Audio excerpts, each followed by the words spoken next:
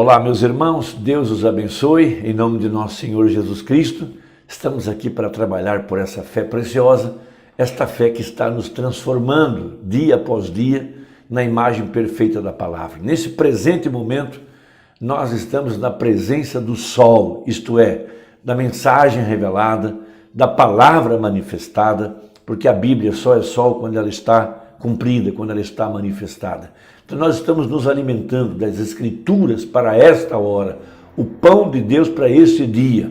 Veja, o pão da promessa, o pão da proposição, proposto para a verdadeira classe sacerdotal, que só poderia comer este pão num lugar especial, num lugar escondido, que era o segundo átrio. Lá somente os sacerdotes podiam se alimentar desse pão da proposição, que é a mensagem predestinada, que é o maná verdadeiro, que é aquela parte escondida dos sábios e entendidos para cumprir-se exatamente nesses dias.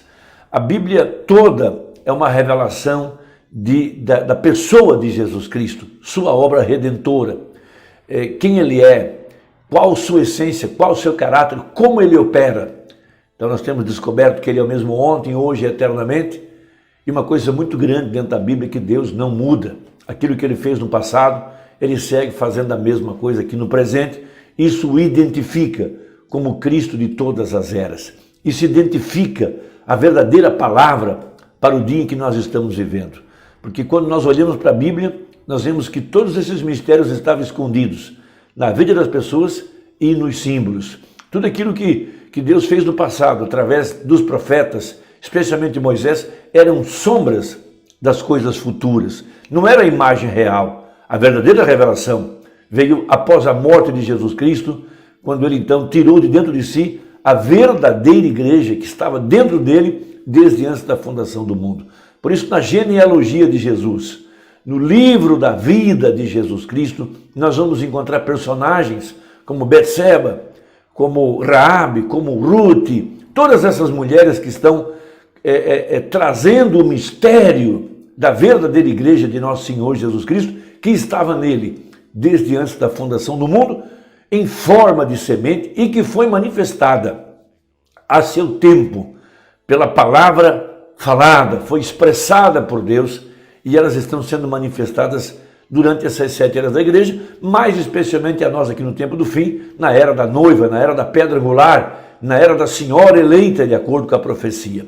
Então nós aprendemos com o profeta, especialmente com Paulo, mas muito mais pelo irmão Branham, que todos aqueles tipos do Velho Testamento, aquelas leis que os judeus guardavam, era apenas uma sombra. A eles não lhes foi revelado o que aquilo significava, mas hoje nós temos a revelação completa do que eram aqueles símbolos, do que era o primeiro átrio, onde estava o altar do sacrifício, onde estava o mar, a pia de lavar. Por que o sacerdote fazia 7 listas de sangue na porta da congregação? Por que houveram os 7 castiçais? Por que o pão da proposição, onde somente os sacerdotes podiam comer naquele lugar secreto? Ali estava o altar do incenso, depois vinha uma pele de animais, atrás dessa pele estava a arca, dentro da arca estava a palavra, sobre a arca estavam os querubins, guardando o lugar de misericórdia, que era o propiciatório, logo ali descia a glória da Shekinah. Tudo isso eram profecias relativas aqui ao verdadeiro tabernáculo, ao verdadeiro templo. Veja, por isso que o sacerdócio, ele mudou de Arão para Melquisedeque. Veja, mudando o sacerdócio, muda a lei. Por isso Jesus Cristo é o sumo sacerdote da nossa confissão. Ele é aquele ao qual nós estamos nos referindo nesta hora, porque ele é o verdadeiro tabernáculo, o corpo de Cristo, o templo de Deus, a morada de Deus em espírito. Veja, corpo me preparastes, diz a Bíblia. Então, o apóstolo São Paulo, escrevendo aos Romanos, no capítulo 9, falando a respeito desse grande mistério, ele diz uma coisa muito importante. Ele diz no versículo 7, nem por serem descendência de Abraão, são todos filhos, mas em Isaque será chamada a tua descendência. Isto é, não são os filhos da carne que são filhos de Deus, mas os filhos da promessa são contados como descendência.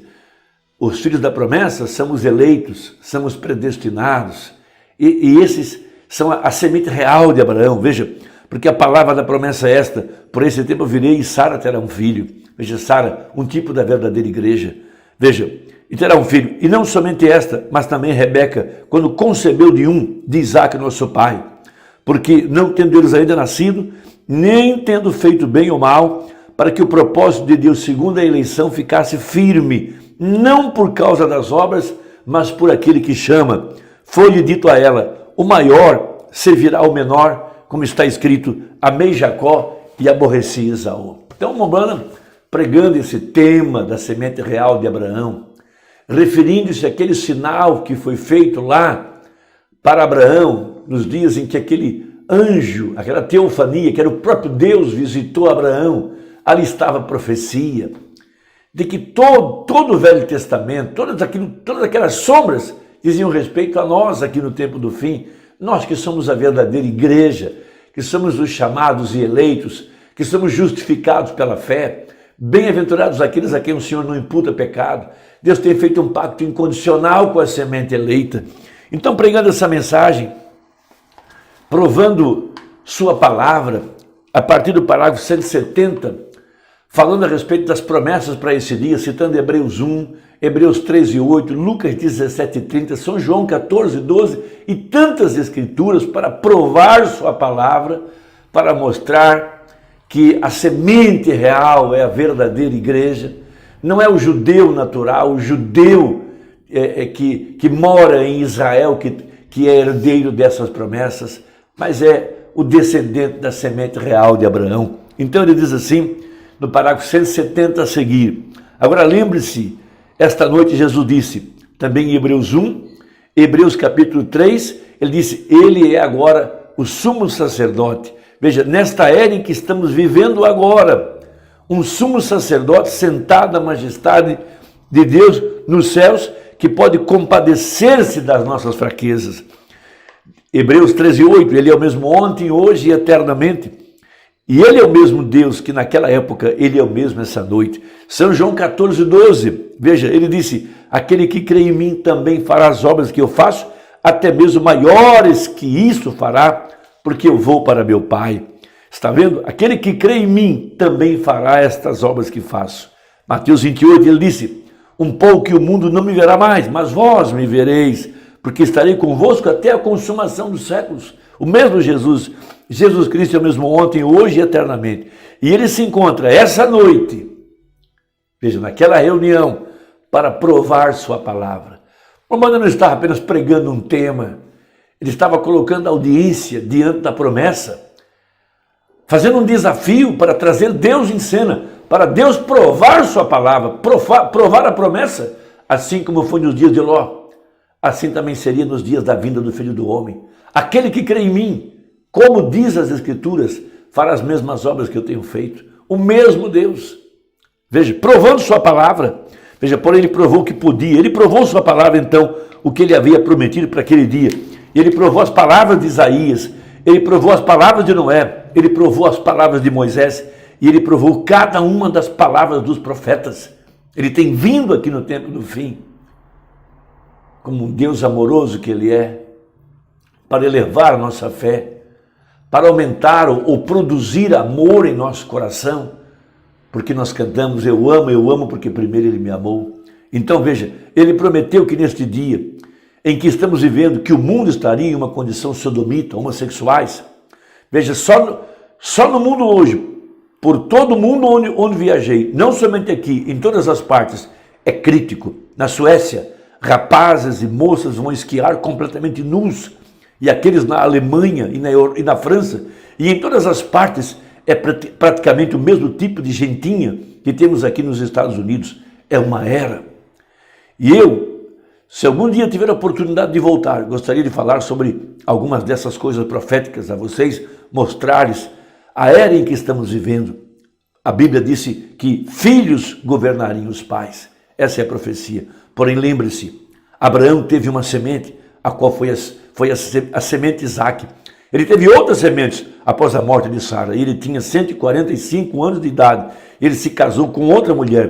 Teve 7 filhos, além de filhas, porque Deus o tinha tornado novamente jovem quando ele tinha 100 anos de idade. Ele tinha então novamente apenas 45 de novo. Veja, Nós sabemos disso. E eu preguei isso para vocês aqui na Califórnia anos atrás. E agora nós sabemos que a semente de Abraão não foi a semente sexual, literal, através de Sara, a qual foi Isaac, a qual formou uma nação, mas a semente real foi pela promessa, a qual Jesus Cristo, e através dessa semente, ele suscitou uma semente real. Oh, que coisa! Agora, nós somos um sacerdócio real, uma nação santa, oferecendo louvores a Deus, o sacrifício dos nossos lábios, dando louvor ao seu nome. E Deus provou sua palavra. Ele derramou o Espírito Santo sobre nós. Joel 2:28. Veja, mudou de forma. Ele tomou a forma de noiva nesse tempo final. Ele disse, como aconteceu nos dias de Sodoma, assim será no dia em que o Filho do Homem estiver sendo manifestado. Agora você notou? De Filho de Deus, pouco antes que ele se torne Filho de Davi, no milênio, ele se manifesta novamente como Filho do Homem. Você notou a Escritura? Porque ele sempre faz, ele nunca faz coisa alguma a menos que dê a conhecer aos seus servos, os profetas. E exatamente isso é o que sua promessa foi. Está vendo? Ele nunca faz coisa alguma. Deus não pode mentir. Ele sempre a revela primeiro. Veja, eu acrescento aos seus profetas, antes que ele faça. Veja, esta é a profecia para este dia. E Deus cumpre a sua palavra, provando sua palavra. Por isso, no final das mensagens, quando começava a filha de oração, ele dizia para as pessoas, você pode tocar nessa noite no sumo sacerdote de nossa confissão, Jesus Cristo. Não era ele, evidentemente, mas era o Espírito Santo, que estava em todas as reuniões para vindicar a promessa de acordo com a profecia. E o Espírito captava a fé da pessoa, e aquela luz se movia sobre cada coração que naquela hora estava crendo na promessa. A forma de tocar era crendo. E o Espírito via cada coração e discernia os pensamentos. E ele podia ver quais estavam crendo, quais não estavam crendo. E a semente real de Abraão, com a fé de Abraão, não viu, mas creu. Chamou as coisas que não eram como se já fossem. Essa é a semente real de Abraão. Eu não posso provar Deus pelos meus sentidos naturais, mas pela fé.